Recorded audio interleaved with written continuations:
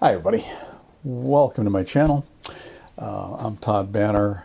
Well, it's been pretty crazy around here, so we're getting really close to listing our house. You might have seen that short that I put up because we had just some major work done to our floors, sanding. The house is really nice hardwood floors.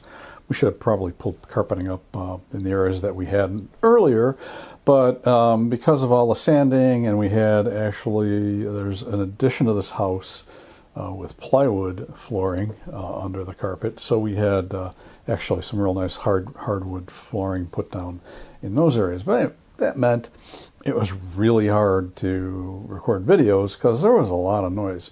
So you might have seen that short I put up. Here's a picture of what the floor looks like now. In the foreground is existing hardwood floor that's been refinished, and actually if you see into the room next to it, that goes into the addition, and they did a really good job of matching the hardwood floor into that addition. So that's cool. But boy, a lot has happened since the last time I put up a video. This whole thing with Amazon deciding to shut DP Review down. And probably I can't say much more than it has already been said. I agree with people who say that, you know, they should not delete it. I mean, if they don't want to run DP Review, that's fine. But to delete a gigantic part of the history of photography is just, I think, unconscionable. But this is what you happen when you have nameless, faceless executives. Well, some of them aren't nameless and faceless, who don't really care about stuff. I mean, they care about one thing. And that's what happens when you have them making decisions. And I think that really, you know, maybe we as a society have to step in and say, if you have something that is actually almost a library, you don't get to just delete it. I mean, and we actually have the power to do that. Just have to elect people who are willing to do that. You know, it wouldn't cost them anything to just hand it over to, you know, a public library. But anyway, it'll be really sad if it's just deleted and hasn't been ported over, which I know people are working on. So, interesting thing has happened. I am now a photojournalist. It turns out that our local group of suburban papers, they did have a staff photographer. That person left, and just through happenstance, I ran into one of the other people on staff there who said, "Oh, the photographer left, and they're looking for freelancers." So I actually know the publisher, and I sent him an email saying, "Hey, I am available," and I have for more than a month now been doing photojournalism for them. And it's pretty nice. And actually, I make more on this than I do on stock photography, definitely. So there's a fee per assignment, and that's a pretty decent fee. And even with that, they're probably saving money by not having a staff photographer. So what I thought I'd do today is talk a little bit about that and just put up, I took some screenshots of renderings of, well, the screenshots of the print editions that are also available on the website. So I'll put those up for folks to check out. It's kind of cool. I've had several front page uses of the images. What am I doing? How am I doing that? What equipment am I using? Well, you all know that I shoot with a Lumix G9 and a G95. Actually, I am recording on the G95 today with the kit 12-60. So if you see any autofocus glitches, it's because it's a G95. Although with the kit lens being as slow as it is, it may be able to do okay. We'll see. But essentially what I wanted to do is pull up my little think tank bag. What I've learned is when I started, I probably was carrying too much. And it turns out really all you need to do this is a camera body, a 24-70 equivalent, which the 12 to 35 f2.8 is, and then the 70 to 200 equivalent, which is, of course, the 35 to 100 f2.8. So I have done most of the work with this camera and those two lenses. I carry around a little TT TT350. Whoops, there goes the diffuser. It's kind of cool that they included the diffuser with this little guy. But little, Godox TT350.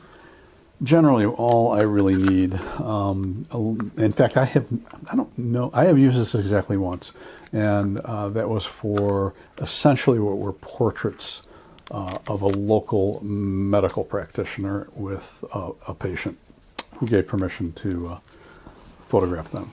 And that was really the only time that I had to use flash. A lot of venues these days have daylight color balanced lighting. And so that is great.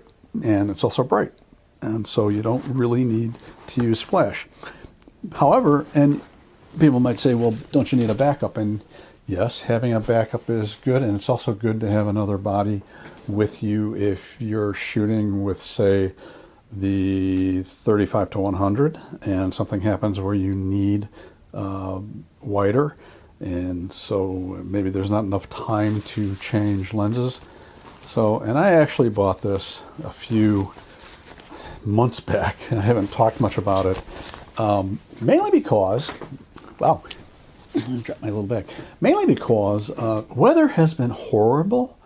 We didn't get much snow this winter. Just not conducive to going out and taking pictures. But what I did was, this is back in December, I bought an LX100 Mark II. And I got kind of a deal on this. Got 18-month no-interest financing, which is kind of why I pulled the trigger on this. And so what I've been doing is using this as the wide camera when I have the 35 to 100 on. And the other thing that I've been doing, and I'm going to talk more about this camera in a future video, because we've got a lot of things to say about it. But one of the things that's really cool about this camera is the multiple aspect ratio setting. So you get this little lever on the top of the lens. And of course, it is a fixed 24 to 75 millimeter equivalent zoom lens. It's also variable aperture from f1.7 to f2.8. So pretty decent fast lens, and I'll tell you, and I've heard people have had, I think there might be some copy variation, because I've seen some people have complaints about this lens as far as corner softness is concerned, but this lens on this camera is really good. But anyway, this multiple aspect ratio levers, you can set this thing to the native 4:3 aspect ratio, 1:1, so square, 16:9, essentially same as HD, or 3:2, which is 35 millimeter film or full frame APS-C format. You might say, well, can't you do that by cropping the resulting image from any camera? Yeah, you can do that. However, these crops are not crops of the native 4:3. These crops are, each one is a separate crop. If you imagine this is the image circle, each one of those rectangles is a separate rectangle with the corners at the edges of the image circle. So that gives you an idea if you do that. So if I shoot at 16:9 format, that's the widest. That's the most amount of pixels in the wide horizontal dimension that you get. If you go to 4:3, it's actually a little bit narrower pixel-wise. So that's really cool. And the reason that has been very advantageous is the publisher of these papers does not use the panoramic format in the print issue, but they do use it online. So many times I have grabbed a panoramic 16:9 photo, and it's gone on the online issue. And occasionally they have simply cropped into it for the print paper. So this is, can't say enough good about this camera. Again, I will touch on this with a more comprehensive video going over it, but this camera has certainly gone a ways towards paying for itself. So that's pretty cool. Anyway, that is pretty much it for now. And if you found this interesting, pop that like button. That's a big help to me. If you're a subscriber, thank you so much. Now getting up to, what is it, 1,000, over 1,040 subscribers, and getting more and more every day. So thank you for that. I really appreciate it. If you have any comments, questions, please leave them below. I try to respond to comments soon, quickly. It's been a little tough lately because of all the stuff that's going on with the house. But thanks for watching. I'm Todd Banner. I will see you next time. Oh, forgot. You'll notice another scenery change. Okay, I had to move because of all the work we're having done. I am now in a back room upstairs, which probably used to be a porch. Because if you look behind me, you can kind of see the camera's level, but I think you can see things are a little bit slanted.